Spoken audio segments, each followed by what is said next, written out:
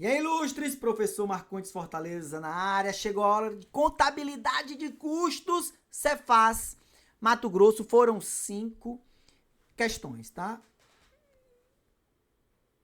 Tenho que dizer, pessoal, no geral, tranquilas. Tinha uma que não tinha resposta, né? Mas a ideia dela não era ser das questões mais difíceis. Mas foi ainda assim a mais atrevidinha, tá? E para completar, não tinha resposta. E vai ser anulada. Vem aqui comigo.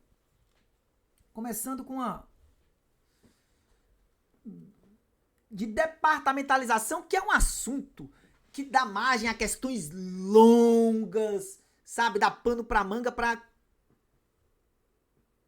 ser um atraso de vida pro concurseiro. Mas a FGV, que é uma banca que não costuma alisar, vem cobrando departamentalização só questões teóricas, só conversinha, pé do ouvido. Então vamos aqui, ó, questão 8.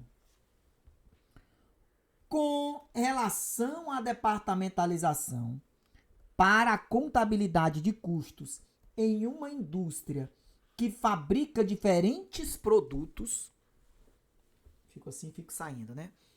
Analise as afirmativas a seguir e assinale V para a verdadeira e F para a falsa. Vem aqui, ó. Departamento é a unidade mínima administrativa. É.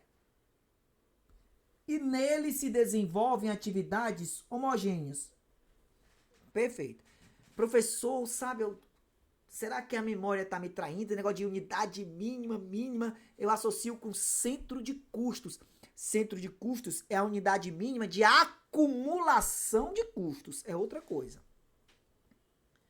Tá? Via de regra, um departamento é um centro de custos. Mas eu posso ter, num departamento, por exemplo, 2 centros de custos. Ou seja, ó, a unidade mínima mesmo de acumulação de custos é esse tal de centro de custos. Departamento é a unidade mínima administrativa. Beleza, começou bem. Olha aqui. Um departamento deve ser constituído por pessoas e máquinas. Ele forçou a barra nesse deve. Deve ser constituído por pessoas e máquinas? Não necessariamente. Não necessariamente. Via de regra, o departamento vai ser constituído por pessoas, claro. Mas assim, tem que ter máquinas? Não. A doutrina até aponta hipótese onde há só, não há pessoas, tá? Mas o normal é ter pessoas. Ah, pode ter pessoas e máquinas? Sim, mas quando ele diz deve ter pessoas e máquinas, não. Tá? Mentiu. Sai pra lá. Falso. É claro que na hora da prova você já vai jogando com as alternativas, né? Beleza? Os custos dos departamentos de produção não são apropriados diretamente aos produtos. Que mentira! Já que estes nem sempre passam por eles. Tá? Gente, qual é... mentira. Qual é a... Letra C. Qual é a sequência lá da departamentalização? Vem cá. Então, tem departamento de serviço, digamos, ó, tem o protocolo normal. Departamento de serviço, departamento de produção. Então, os custos, ó, do departamento de serviço são transferidos para os departamentos de produção e do departamento de produção para os produtos. Os custos sempre vão passar pelos departamentos de produção, por favor. E do departamento de produção eu vou jogar, tá? Distribuir, digamos assim, para os produtos. Então, questão 8, alternativa C. Tá? Questão 9. Olha, gente, muito parecida com uma questão de analista legislativo do Senado, feita em 2022. Tá? Mudando os valores, pessoal. Por favor, você não pode ir para uma prova, seja de que banca for, de que concurso for, sem fazer uma varredura completa nas provas anteriores dessa banca, né? Isso é básico, isso é básico. Então vem aqui, ó. Os executivos de uma fábrica de cosméticos trabalham com uma taxa de aplicação dos custos indiretos de produção. Tá. Eles estimavam que em janeiro de 2023 incorreriam em custos indiretos de produção de 800 mil e produziriam 500 mil unidades de cosméticos. Dá para resolver de um modo mais detalhado, de um modo mais objetivo. Eu vou aqui para a resolução bem objetiva, tá bom? Então, olha aí. Então, ele tem uma taxa de aplicação aqui, ó. Para produzir 500 mil unidades, 800 mil produtos. Então, vem aqui, ilustres, como é que a gente faz? Olha. 800 mil para produzir 500 mil unidades. Isso aqui dá 1,6. Tá, ó. Por produto. Só que, tá? Olha aqui, ó. Em 31 de 1 de 2023, foi constatado que os custos indiretos de produção foram de 840 mil e que foram produzidas 480 mil unidades. Eita, o mundo real, ó. O negócio foi 840 mil. Olha a sacanagem dele, ó. Projetou 800.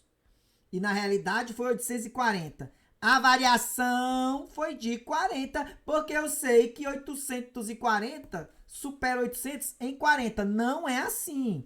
Você aplica essa taxa aqui, ó, projetada, sobre a quantidade produzida. Isso aqui vai dar quanto? 768 mil. Agora sim, quanto 840 supera 768?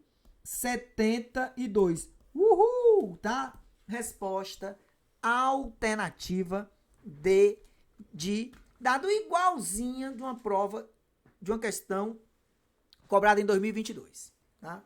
Na lista do Senado. E olha aí, ó, outra coisa que a FGV adora. Teoria sobre custo ideal, custo corrente, custo estimado. Só lembrando, o custo ideal, o Walt Disney. Você tá lá, ó, no mundo dos sonhos. Tá bom? Já viu as filas, professor Nel? Vamos só focar, ó, na fantasia. Beleza? Então, custo ideal. Tá? Falando de fila, né? Até parece que eu fui, nunca fui, tá? Infelizmente. Só de cada um que vai que eu conheço fica falando nessas filas. Mas enfim, professor, quero saber. Não quero saber das suas viagens, não. Quero saber. Eu não quero saber das suas não viagens, não, né? Pior ainda. Eu quero saber da questão. Então, o custo ideal é aquele custo dos sonhos. Dos sonhos. Tá? Então, se tudo fosse perfeitinho. Tudo perfeitinho. Então, os melhores recursos, pessoal, equipamento, é um custo teórico, de longo prazo, é aquele custo assim de laboratório, entendeu? Beleza? Já o custo corrente, ele é factível, ele é ali teoria e prática. Eu levo em consideração, eu me desafio, tá? Mas assim, ó, dá para alcançar. Eu levo em consideração as deficiências existentes. E o custo estimado é o preguiçosozinho. Eu pego as médias do passado e com base nelas, ó, eu projeto o que vai acontecer. Veja que o custo ideal na prática não vai acontecer, tá? Não, vou logo dar uma voadora aqui. Já o custo corrente é o que deveria ser, né?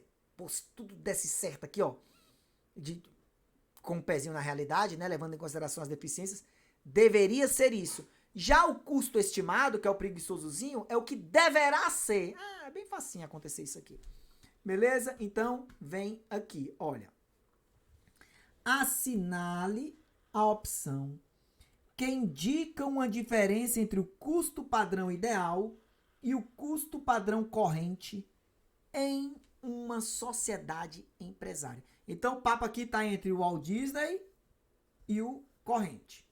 O ideal representa uma meta de curto e médio... Já mentiu. E o corrente, uma de longo prazo. É o contrário. É o contrário, tá? Mentiu. B. O ideal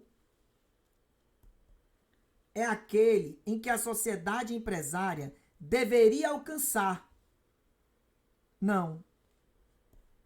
O corrente.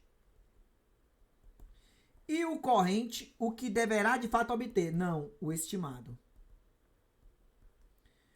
Então tá mentindo também. O ideal utiliza aspectos teóricos e práticos da produção. E o corrente só leva em conta os práticos. Não. O ideal, teóricos, tá? E o corrente, teóricos e práticos. Teóricos e práticos. Então mentiu. O ideal, tá, é mais elaborado e estudado. E o corrente parte da hipótese de que a média do passado é um número válido para o período. Não, o corrente não, tá? Ó. Isso aqui é o estimado. O que parte da média do passado é o estimado. Olha, o que a gente mais vê, pessoal, e se depara na prática, não é, claro, não é o ideal, não, é o corrente. Tá bom? Então vai ser a letra E, ó. O ideal leva em consideração os melhores fatores de produção que a sociedade empresária deveria ter. E o corrente leva em conta os fatores de produção que a sociedade empresária tem à sua disposição ou pode obter no período. Bingo! É exatamente isso aqui. Beleza, joia? Dá certo, ilustres. Já a gente finaliza. Continua por aí. Helenha.